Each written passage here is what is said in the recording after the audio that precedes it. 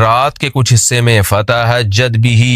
بھی کا مطلب اس حصے میں آپ نے تہجد پڑھنی ہے، نافلۃ لک، اے محمد صلی اللہ علیہ وسلم، یہ آپ کے لیے اضافہ ہے۔ کیا مطلب؟ یا تو نبی صلی اللہ علیہ وسلم پہ 6 نمازیں فرض تھیں، یعنی 5 فرض کے علاوہ تہجد بھی فرض تھی، تو اس لیے قرآن نے کہہ دیا کہ امت پہ تو 5 فرض ہیں نافلۃ لک، لیکن یہ تہجد آپ کے لیے اضافی ہے، یعنی آپ پر 6 نمازیں فرض ہیں۔ ایک مطلب تو یہ بھی ہو سکتا ہے۔ اور جو علماء اس کے قائل ہیں کہ نہیں نبی پر تہجد فرض نہیں تھی، تو ان کے نزدیک اس آیت کی تفسیر یہ ہوگی کہ یہ آپ کے لیے ایک اضافہ ہے اللہ کے قرب حاصل کرنے کا، یعنی 5 نمازیں تو پڑھنی ہی پڑھنی ہے، لیکن آپ اللہ کے قرب کے لیے ایک اضافی چیز بھی آپ کو دی جا رہی ہے تاکہ آپ کے درجات اور زیادہ بلند ہو۔ تو ایسی صورت میں یہ صرف نبی کے ساتھ خاص نہیں ہے، کیونکہ خطاب نبی سے چل رہا ہے، اس لیے اللہ نے کہہ دیا آپ کے لیے اضافہ، ورنہ حقیقت میں پوری امت کے لیے یہ اضافہ ہے۔ آگے اللہ فرماتے ہیں عسیٰ ان یبعثک ربک،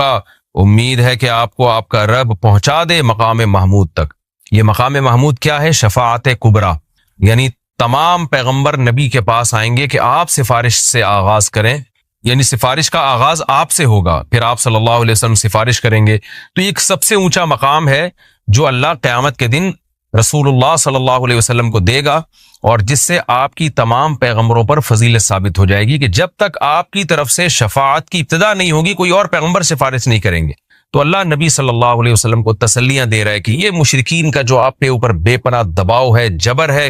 آپ اس میں تسلی رکھیے، آپ نماز قائم کریں اور تہجد کی پابندی کریں، اللہ نے آپ کو بہت بڑا آگے چل کے مقام دینا ہے۔ تو چونکہ نبی صلی اللہ علیہ وسلم بھی بشر تھے نا، مشرکین کے دباؤ کی وجہ سے آپ بھی ایک پریشانی میں آتے تھے، تو اس لیے اللہ آپ کو ثابت قدم رکھنے کے لیے آپ صلی اللہ علیہ وسلم کو یہ خوشخبریاں سنا رہا ہے کہ آپ نے اپنا اس عمل کو فوکس کرنا ہے، نماز اور تہجد کو، تاکہ آپ کا اللہ سے قرب رہے، اور اللہ آپ کو خوشخبری دے رہا ہے کہ امید ہے آپ کا رب آپ کو بہت بڑے مقام تک پہنچا دے۔ رہا مسئلہ مشرکین کی دھمکیوں کا کہ یہ پوری کوشش کر رہے ہیں کہ آپ کو مکہ سے نکال دیں، تو ہم نے تو بتا دیا کہ یہ خود بھی نہیں پنپ پائیں گے، لیکن آپ نے اللہ سے کیا دعا مانگنی ہے؟ وَقُلْ رَبِّ، کہہ دیجئے اے میرے رب، ادخلنی مدخل صدق، مجھے مکہ میں داخل کیجئے، مرغوب داخلہ، اچھا داخلہ، اور مجھے مکہ سے نکالیے بھی اچھے طریقے سے، یعنی اچھا نکلنا ہو میرا، ایسا نکلنا جس کے نتائج اچھے ہوں۔ اس میں اشارہ ہے کہ آپ صلی اللہ علیہ وسلم کو مکہ سے نکالنے پر مجبور کیا جائے گا، اور ایک وقت آئے گا کہ آپ مکہ سے نکلیں گے۔ تو اللہ اپنے حبیب صلی اللہ علیہ وسلم کو پہلے سے دعا سکھا رہے ہیں کہ آپ اللہ سے دعا مانگے، اللہ جب میں نکلوں تو میرا داخلہ بھی اچھے طریقے سے ہو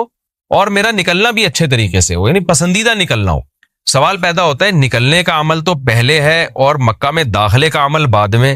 تو نکلنے کا تذکرہ پہلے ہونا چاہیے کہ اللہ مکہ سے مجھے اچھی طریقے سے نکال، اور مکہ میں مجھے داخل بھی اچھے طریقے سے کرنا، تو داخلے کا تذکرہ پہلے کیوں؟ تو اس میں بلاغت کا ایک نقطہ ہے کہ پیغمبر کا بنیادی مقصد وہ ہدف ہے جو پیغمبر دنیا میں لے کے آئے ہیں، تو اس کی آغاز تو مکہ سے کرنا ہے جس میں آپ کو بھیجا گیا، جو ابراہیم علیہ السلام کا شہر ہے، جہاں بیت اللہ ہے، اسلام کا مرکز تو اس جگہ سے بننا ہے۔ تو اس جگہ سے اگر نکالنا ہی مقصد ہے تو یہ جگہ تو رہ گئی نا پھر جو ابراہیم علیہ السلام کا مرکز اور ابراہیم علیہ السلام کی دعائیں تھیں۔ تو اس لیے اصل مقصد تو یہ کہ مکہ میں داخل میں اچھے طریقے سے ہوں، جو پیغمبر کا مقصد تھا دنیا میں آنے کا، مکہ فتح کر کے داخل ہوں، یہاں مجھے غلبہ ملے، اور یہاں میرا جب داخلہ ہو تو ایسا داخلہ جس کو میں پسند کروں۔ یہ جو ابھی میں مکہ میں کہیں سفر سے جا کے واپس آتا ہوں، یہ داخلہ وہ داخلہ نہیں ہے جو میں چاہتا ہوں۔ تو چونکہ مکہ سے نکلنا مقصد نہیں ہے، نکالا اس لیے جا رہا ہے تاکہ داخلہ ایک طاقت کے ساتھ ہو اور اچھے طریقے سے داخلہ ہو، اس لیے اس داخلے کا تذکرہ پہلے کیا جا رہا ہے۔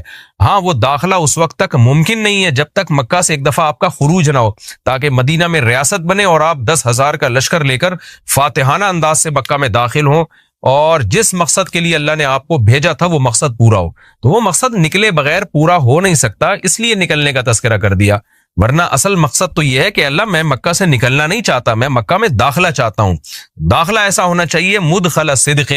سچا مرغوب داخلہ ہونا چاہیے۔ چنانچہ اللہ نے آپ کی دعا قبول کی، اور جب نبی مکہ میں داخل ہوئے نکلنے کے بعد تو کیسا بہترین آپ نے کا داخلہ ہوا کہ 10,000 کا لشکر لے کر آپ گئے، اور مشرکین مکہ آپ سے معافی کی بھیک مانگ رہے تھے۔ تو یہ مکی آیتیں اس وقت تو ظلم کے پہاڑ توڑے جا رہے تھے، لیکن پیغمبر سے اس طرح کی دعائیں کروائی جا رہی تھیں، وَأَخْرِجْنِي مُخْرَجَ صِدْقٍ، اور اللہ مرغوب نکلنا ہو، یعنی جب میں نکلوں تو بھی میرا اچھا ٹھکانہ ہو۔ چنانچہ آپ کا نکلنا بھی بڑا اچھا ہوا کہ پورا مدینہ آپ کے استقبال میں کھڑا ہوا تھا، اور طلع البدر علینا من ثنیۃ الوداع، یہ جو ترانے ہیں یہ مدینہ کی بچیاں آپ کے استقبال میں پڑھ رہی تھی۔ تو آپ کا نکلنا بھی اچھا ہوا، یعنی مدینہ میں داخلہ جو مکہ سے نکل کے، اور پھر جو مکہ میں آنا وہ تو اس سے بھی زیادہ عزت اور شان کے ساتھ ہوا۔ وَاجْعَلْ لِي مِن لَّدُنْكَ سُلْطَانًا نَصِيرًا، اور اللہ تو بنا دے میرے لیے اپنے پاس سے زبردست طاقت جس میں میری مدد ہو، غلبہ دے دے مجھے مشرکین پر۔ یہ بھی مستقبل کی دعا ہے جو ان حالات میں نبی سے منگوائی جا رہی ہے، اور اللہ نے آپ کی ساری دعاؤں کو قبول کیا۔ سلطان نصیر بھی دے دیا آپ کو، غلبہ بھی دے دیا مکہ پہ، ایسا غلبہ جس میں اللہ کی مدد تھی، اور وہ کمزور غلبہ نہیں تھا۔ طاقتور غلبے کو سلطان کہا جاتا ہے۔ اور مدینہ میں جانا بھی آپ کا پسندیدہ ہوا، اور مکہ میں آنا بھی آپ کا پسندیدہ ہوا۔ اور اے نبی آپ یہ بھی کہہ دیجئے جاء الحق، حق آ چکا ہے، وزہق الباطل، اور باطل فنا ہو چکا ہے۔ حالانکہ جس وقت یہ دعا منگوائی جا رہی تھی باطل فنا نہیں ہوا تھا، لیکن ماضی سے جب کسی چیز کو تعبیر کیا جاتا ہے تو یہ بتانے کے لیے گویا یہ کام ہو چکا ہے، حالانکہ ہوا نہیں، ہوگا، لیکن نبی کی زبان سے نکلوایا جا رہا ہے کہ آپ مشرکین میں اعلان کر دیں کہ بس یہ کام ہو چکا ہے، حق آ گیا، باطل ختم، اور یعنی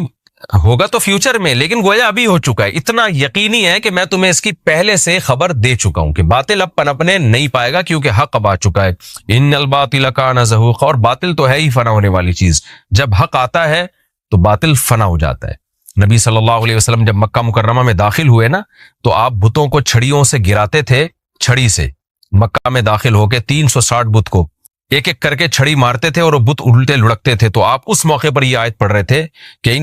جاء الحق وزہق الباطل ان الباطل کان زہوقا۔ کیا کیفیات بنتی ہوں گی صحابہ کی اور پیغمبر کی اس وقت کہ جو خوشخبری ان کو 13 سال پہلے دی گئی تھی، کئی سال پہلے دی گئی تھی، اور یقینی دی گئی تھی کہ یہ ہو چکا، تو اللہ نے اپنی آنکھوں سے دکھا دیا کہ کیسے بتوں کو بیت اللہ سے نکالا جا رہا ہے، اور اللہ کے گھر کو کیسے شرک سے پاک کیا جا رہا ہے۔ وَنُنَزِّلُ مِنَ الْقُرْآنِ مَا هُوَ شِفَاءٌ وَرَحْمَةٌ لِّلْمُؤْمِنِينَ، اور قرآن کہہ رہے ہیں ہم قرآن نازل کرتے ہیں جس میں مومنین کے لیے شفا ہے، یعنی اے نبی آپ کی تسلی کے لیے اور بھی ہم بتائیں آپ کو کہ ہم یہ جو آیتیں نازل کر رہے ہیں نا، اس میں مومنین کو بھی شفا مل رہی ہے، ان کی اصلاح ہو رہی ہے شرک سے اور برے عقیدوں سے، اور مسلمانوں کے لیے یہ رحمت ہے، ان کو تسلیاں بھی مل رہی ہیں۔ وَلَا يَزِيدُ الظَّالِمِينَ إِلَّا خَسَارًا، اور ظالمین کے خسارے میں اضافہ ہو رہا ہے، کیونکہ ظالمین اس پر عمل نہیں کر رہے، حجت تمام ہو رہی ہے۔ وَإِذَا أَنْعَمْنَا عَلَى الْإِنسَانِ أَعْرَضَ وَنَأَىٰ بِجَانِبِهِ، قرآن کہتے ہیں ہم جب انسان پر احسان کرتے ہیں تو وہ اعراض کرتا ہے اور اپنے پہلو کو ہٹا دیتا ہے، نعمت ملنے کے بعد بجائے اللہ کے قریب ہونے کے اللہ سے دور ہوتا ہے۔ وَإِذَا مَسَّهُ الشَّرُّ، اور جب انسان کو کوئی مصیبت پہنچتی ہے، كَانَ يَئُوسًا، تو مایوس ہونے لگتا ہے، یعنی انسان کے بارے میں شکایت کی جا رہی ہے کہ اس کا اللہ پر ایمان نہیں ہے۔ پیغمبر کا مقصد ہے اللہ سے جوڑنا، تو یہ جو مشرکین ہیں جو اللہ کو نہیں مانتے، یہ خوشیوں میں بھی اللہ کو بھولتے ہیں اور غم میں بھی اللہ کو بھولتے ہیں، اسباب کو دیکھتے ہیں زیادہ۔ جب اسباب کو آپ دیکھتے ہو اور پریشانی آتی ہے تو اسباب بتا رہے ہوتے ہیں پریشانی دور نہیں ہو سکتی، تو مایوس ہونے لگتے ہیں، ڈپریشن میں جاتے ہیں، اور جب خوشی آتی ہے تو اپنا کمال سمجھتے ہیں، لہذا اترانے لگتے ہیں اور خدا سے دور ہو جاتے ہیں۔ تو اے نبی ان سے کہہ دیجئے کل یعمل علی شاکلتہ، ہر شخص اپنی نیچر کے مطابق عمل کر رہا ہے۔ اچھے لوگ کیا کرتے ہیں کہ جب انہیں خوشی ملتی ہے تو شکر ادا کرتے ہیں، اور غم آتا ہے تو مایوس نہیں ہوتے، ان کو پتہ ہے غم اللہ دور کر سکتا ہے۔ فَرَبُّكُمْ أَعْلَمُ، تمہارا رب خوب جانتا ہے بِمَنْ هُوَ أَهْدَىٰ سَبِيلًا، کون ان دونوں فریقوں میں سیدھے راستے پر چل رہا ہے، جو غموں میں مایوس ہو اور خوشیوں میں اترانے لگے، خدا سے دور ہو جائے، وہ گمراہی والے راستے پر ہے، اور جو خوشیوں میں اللہ کے قریب آئے، شکر ادا کرے، اور غموں میں بھی اللہ کے قریب آئے کہ غم کو اللہ ہی دور کر سکتا ہے، مایوس نہ ہو، یہ سیدھے راستے پر ہے۔ اللہ خوب جانتا ہے کون سیدھے راستے پر ہے، یعنی اس میں اللہ نے اشارہ دے دیا کہ یہ لوگ سیدھے راستے پر ہے، تو ہمیں ایسا بننا چاہیے۔ تہجد کے بعد کچھ دیر سونا کیا سنت ہے؟ راشد صاحب لاہور سے پوچھتے ہیں جب ہم تہجد کے لیے اٹھتے ہیں اور تہجد کے بعد تھوڑی دیر کے لیے لیٹ جاتے ہیں تو لیٹ جانا سنت ہے یا سو جانا سنت ہے، اور یہ سنت ہے یا نہیں، اس بارے میں رہنمائی فرمائیں۔ جی ہاں بھائی، سنت ہے۔ رسول اللہ صلی اللہ علیہ وسلم تہجد کی نماز کے بعد کچھ دیر ہلکی نیند لیا کرتے تھے، کیونکہ وہ وقت تھوڑا سا ہی ہوتا ہے، تو تھوڑی دیر آپ سویا کرتے تھے۔ جب حضرت بلال اذان کہتے تھے، فجر کا وقت داخل ہوتا تھا، تو نماز سے تھوڑی دیر پہلے آپ آرام فرمایا کرتے تھے۔ بینک کے ملازم کے ہاں ٹیوشن پڑھانا، اگر کوئی بینک میں کام کرتا ہو تو کیا اس کے ہاں ٹیوشن پڑھا سکتے ہیں اور اس سے ٹیوشن پڑھانے کی اجرت لے سکتے ہیں؟ بلال صاحب ابو ظہبی سے۔ دیکھیے بینک میں اگر کوئی جاب کرتا ہے اور بینک بھی سودی ہے، اسلامک بینک نہیں ہے، اور سودی بینک میں جاب بھی ایسی کر رہا ہے جس میں سود میں انوالو ہونا پڑتا ہے، سودی معاملے کو لکھنا پڑتا ہے یا اس پہ گواہ بننا پڑتا ہے، اس طرح کی کوئی ہے جس میں انوالومنٹ ہو، تو ایسی شخص کی اجرت حرام ہے۔ تو آپ ان کے بچوں کو جب ٹیوشن پڑھائیں گے تو ظاہر ہے اپنی تنخواہ سے ہی آپ کو وہ فیس دیں گے، تو اس لیے آپ کے لیے وہ فیس لینا جائز نہیں ہوگا۔ ہاں اگر وہ تنخواہ کے علاوہ کوئی اور بھی ارننگ ہے ان کی، اس سے آپ کی فیس ادا کرتے ہیں تو پھر جائز ہے۔ کیا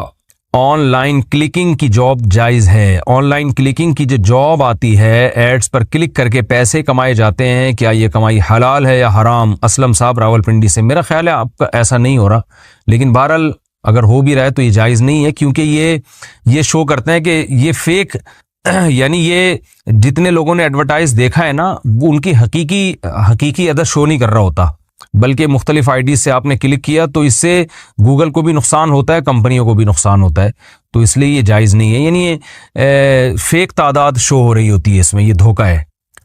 کیا وبا کی وجہ سے چیزیں اسٹور کر سکتے ہیں؟ آج کل وبا کی وجہ سے لوگ گھروں پر ضرورت سے زائد چیزیں جو جمع کر رہے ہیں، کیا یہ شرعی لحاظ سے صحیح ہے یا نہیں؟ شیخ سعید صاحب کراچی سے پوچھتے ہیں۔